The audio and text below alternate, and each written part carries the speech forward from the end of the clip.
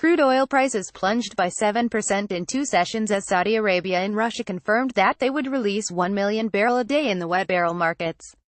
Speculative froth in the oil futures markets vanished, to be replaced by a new trading calculus based on the realities of supply and demand, as well as the unknowable and unquantifiable arc of geopolitics.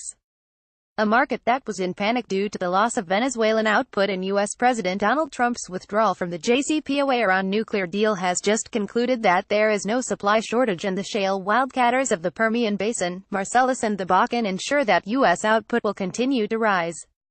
The sharp rise in the U.S. dollar against the euro, emerging market currencies and industrial commodities also suggests a deflationary chill whose ominous implications must be missed by the Powell FOMC as it positions for the 7th rate rise since December 2015.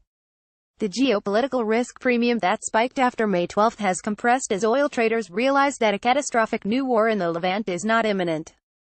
Unlike Teddy Roosevelt, Trump waves a big stick while definitely not speaking softly, and the art of the deal is embedded in this surreal White House, not Sun Tzu's art of war. True, U.S. sanctions will hit Iran oil exports, but, like the loss of Venezuela output, this will be offset by higher production in other oil provinces. Once again, the nemesis of an oil bull run is higher out in the U.S. and some non-OPEC producers like Mexico, Colombia and Azerbaijan.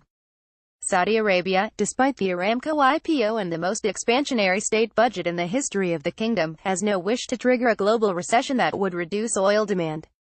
Russia, sanctioned and demonized in Washington and the chancelleries of Europe for the annexation of Crimea, the military interventions in Ukraine and Syria, cyber espionage in the U.S. presidential election, the attempted poisoning of FSB renegade spy Sergei Skripal, also desperately wants rapprochement between the Kremlin and the EU.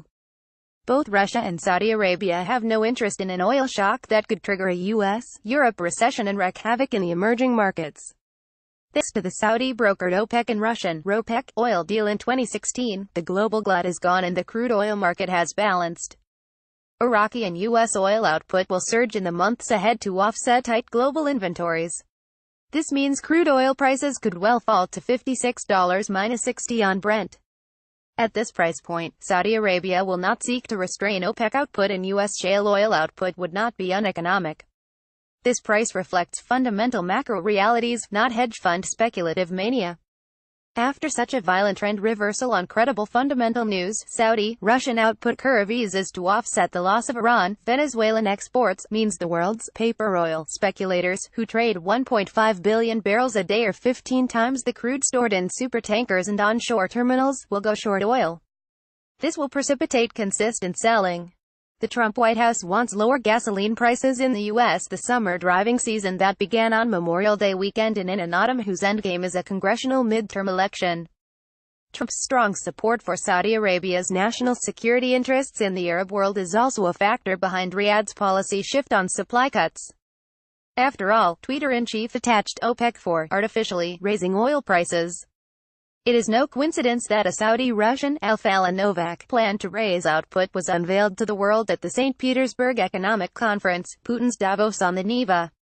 The fact that they did not wait for the next OPEC-Russian summit in Vienna on June 22 demonstrates the priority Moscow and Riyadh placed to their new shift in oil policy. The 10% fall in Deutsche Bank last week means the German megabank is the next systemic risk in the financial markets. The Fed has branded Deutsche's U.S. subsidiary as troubled and its shares have fallen 42% in 2018, more than even Italy's battered banks.